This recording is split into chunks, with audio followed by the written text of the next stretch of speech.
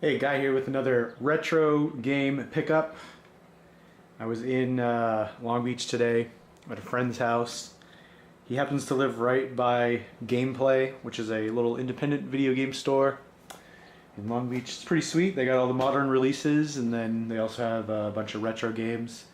A lot of the prices for the retro games are a little bit expensive for my taste, so I don't buy too much from there, but if I'm looking for something specific and I don't want to wait, and I can't find it for a good price on eBay, I'll usually head there and pick it up. Like I found Symphony of the Night for $10 or something. I guess that was over a year ago now.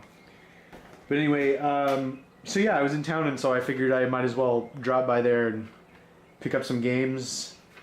But first, I got this from some guy. I don't even remember the name of his website. It's some guy who lives in Belgium.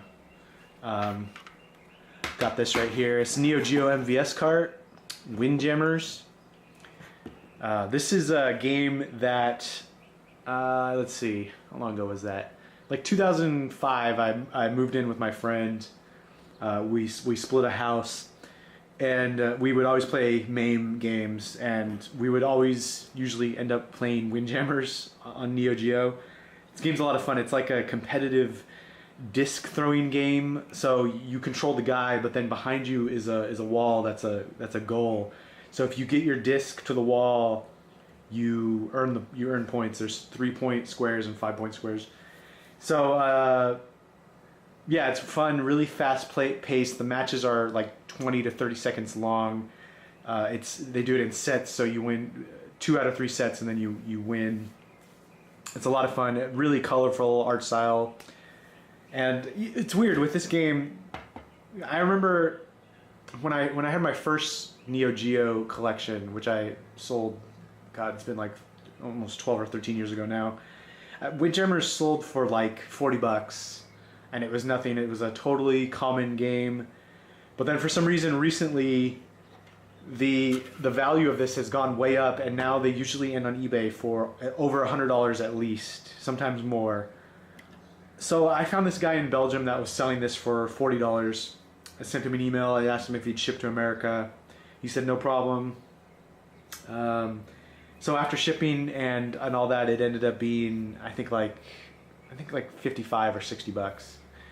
So not too bad. This is one I wanted to add to my collection because eventually down the line, when I have more arcade cabinets, I want to have a dedicated Windjammers machine. But anyway, the cart, it's seen better days. It's kind of dookie brown instead of clear see-through. I don't know if this is authentic or not. It's got the SNK stamp on the thing, but I mentioned in my last video, I'm not a stickler for like authentic Neo Geo games. I don't really care.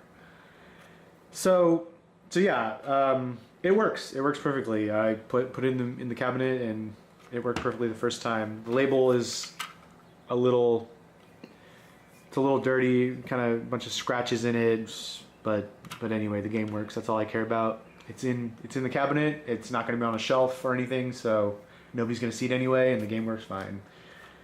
So anyway, like I was saying before, Gameplay, went by there, and I picked up some PlayStation 1 games. Now, I'll just say, none of these are rare or valuable or even very good. I just have a weird, strange love for really shitty PlayStation 1 games. They just, like, of course, on PlayStation 3 and Xbox 360, and PS4 will get them someday, and Xbox One, there's going to be shitty games on there. But for some reason, there's something that is so endearing about crappy PlayStation 1 games. So anyway, I'll just start with Scrabble. I don't know who decided that putting, they've been around since what, NES days. I don't know who decided putting board games on video game consoles was a good idea, because you can go to like Target or whatever and get a board game for $10. I could go to Target, get Scrabble for probably $10 right now, no problem. But for some reason in the NES days, they said, hey, let's put Monopoly on a cartridge and charge $40 for it. I don't know. So that tradition is going strong to this day, and back in the PlayStation days, Scrabble came out. I like Scrabble a lot, and I always need something to play with the wife, so why not? I picked up Scrabble. It was $3, and yeah, it's just another random game to my collection. Up next, Pipedreams 3D. So this game, actually, I rented a lot when I first got my PlayStation. Actually, maybe not. Yeah, this came out like 2000. So anyway, I rented this a lot because I remember one day I went to the Warehouse, which was our local video store, and it was I think it was $2.99 to rent a game for the weekend. And so on Friday nights, my grandma would take me to Warehouse and I would rent a game. And I remember one time I went and they were out of everything that I would even remotely want, and I knew if I didn't pick a game that I would go home empty-handed. So I made sure to get something, and that something was Pipedreams 3D, and I only got this because I remember playing it on a friend's computer and really enjoying it. And actually, this game is surprisingly good. It's got a weird, I guess, what would you call that? Like a 3/4 perspective. And it plays just like classic Pipedreams, and it's got like, yeah, these weird characters that run around. So yeah, it's a pretty fun game, and I paid probably a little bit more on this than I should have, but because I played it when I was younger and it was, I don't know, kind of nostalgic, I ponied up the $10 and just said screw it and got it. There's the inside. And it's got just weird clip art on the inside. So anyway, Pipedreams 3D, $10. No complaints here. Okay, next game. So this has a I have a story behind this one. This game is called Time Commando. It was published by Activision in what year? 1996. That's crazy. So my story about this game is I worked at Activision for about 7 years, and during my training, the cube I was sitting in had a Time Commando poster above it, and I remember just like, that was my first job in the video game industry, and I remember just being so pumped and so just like jazzed just to be in the video game industry finally. And I remember just staring at this Time Commando poster, and it was this exact cover on the poster. And I had never heard of this game before. I've never played it. I'm finally gonna play this. Anyway, this was $3 at Gameplay, and I was with my wife, and I told her the story about how I would stare at this when I was training at Activision, and that I can't believe I finally have the game, and I had to pick it up because it was $3. So anyway, just take a look at the inside. Just the least, no thought went into the cover. I guess it's supposed to be that kind of swirly yellow thing. I don't know. Oh wow! And then the insert is just a purple circle. Activision maybe did not have the best graphics department at that time. They were still kind of a small company, I guess, in 1996. That was pre Tony Hawk, I think. Yeah. Wow, really basic instruction manual. Anyway, Time Commando on PlayStation 1.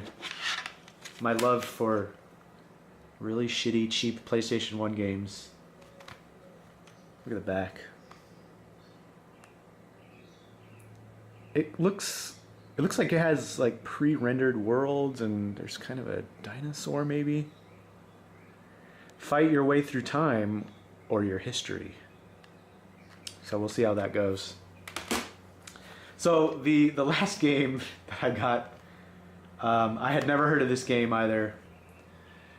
This is, what is this even called? Steel Harbinger? Just look at the cover. This just screams shitty PlayStation 1 game. So I saw the cover and I saw the price. It was only $3. And I fell in love with the cover. And then I flipped it over And I saw in the back that this game has live action cutscenes. And live action cutscenes were like a staple of those early CD-ROM games. Like, it was almost like the law. Every CD-ROM game had to have really poorly acted and low production quality cutscenes. So once I saw that, that was it. I knew I had to get it. There was no talking me down from this one. Daddy's little girl is out to save the world. It sounds like an awesome game. Oh wow. This looks like a shirt that you would go to the fair and get airbrushed. Wow. There's the CD, which I guess is supposed to be kind of the same thing. And then, oh, look at that. It's got like a little red-eyed alien baby and a crocodile monster or something.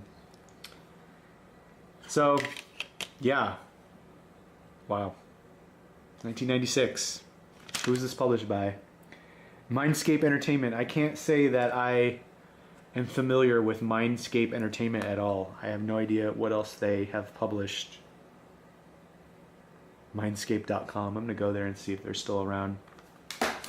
So anyway, that's my retro game pickups for today. That's all I have to say about these. Thanks for watching. Go ahead and hit that subscribe button, and I'll see you later.